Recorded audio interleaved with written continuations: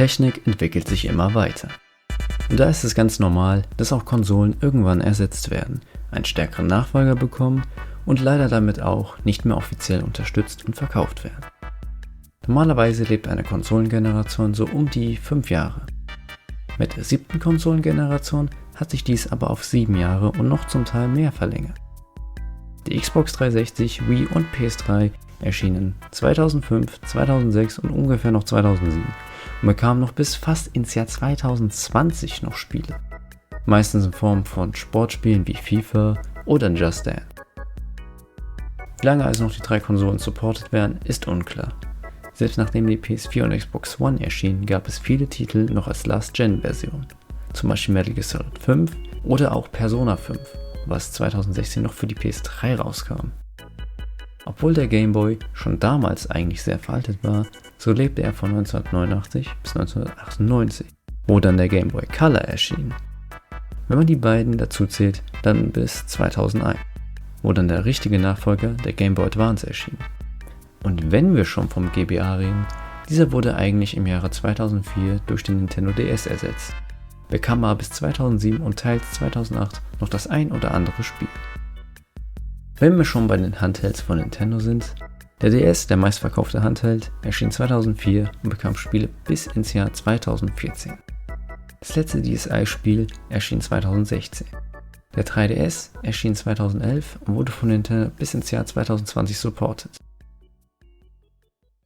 Sonys erste Konsole, die PS1, kam 1994 raus und hatte als letztes großes Spiel FIFA 2005. Dieses Spiel erschien sowohl für PS2, PSP, GameCube, Xbox und Game Boy Advance. Ich finde es ehrlich gesagt wirklich erstaunlich, dass so spät noch FIFA rauskam.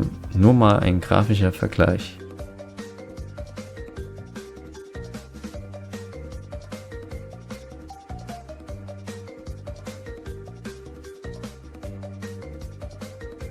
Die PS2, die meistverkaufte Konsole, war damals der billigste DVD-Player. Erschien im Jahr 2000 und wurde offiziell im Jahr 2013 endgültig abgesetzt, was zumindest die Spiele angeht. Die Konsole verkaufte sich zum Teil bis ins Jahr 2008 und bekam da noch teils große Spiele. Nur zur Erinnerung, die PlayStation 3 erschien ungefähr 2006, 2007 und wurde ungefähr 2013 dann quasi von der PS4 ersetzt. Das heißt, die PS2 hat die komplette Lebzeit der PS3 miterlebt und den Aufstieg der PS4. Der Grund, warum die Konsole eben viele Spiele noch bekam und noch weiter hergestellt wurde, lag eben an der DVD-Möglichkeit, dass neue Konsolen viel teurer waren und die Wii und PSP nicht so leistungsstark waren, weshalb es meistens noch eine PS2-Fassung gab. Die PSP und selbst die Vita lebten lange. Die PSP erschien 2005 und bekam ungefähr so ähnlich wie der DS seine letzten Spiele im Jahr 2016. Die PS Vita wurde seitens Sony nur bis 2014 ungefähr unterstützt und lebte dank zahlreicher JRPGs und Indies noch heute. Schon erstaunlich, dass Sonys schlecht verkaufte Konsole nur durch Fans irgendwie noch zum Teil lebt. Der NES wurde von 1983 bis 1995 mit Spielen versorgt, wobei der technische Support von Nintendos Gerät bis ins Jahr 2007 unterstützt hat. Es erschienen zwar da schon lange keine Spiele mehr, trotzdem erstaunlich, dass Nintendo das NES bis zum Zeitpunkt der Wii repariert hat. Und ähnlich erging es dem SNES. Von 1990 bis ca. 2003 wurde er verkauft. Und der Kundenservice für das SNES wurde dann letztlich 2007 beendet. Am beeindruckendsten ist aber immer noch Segas Konsolen.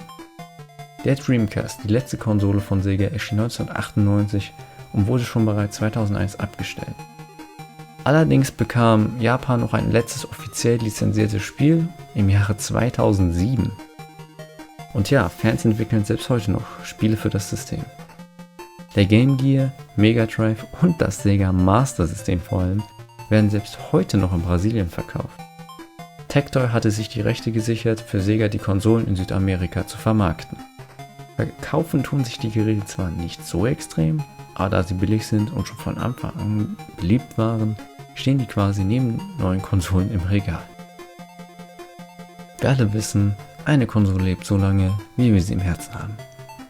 Oder bis sie explodiert ist.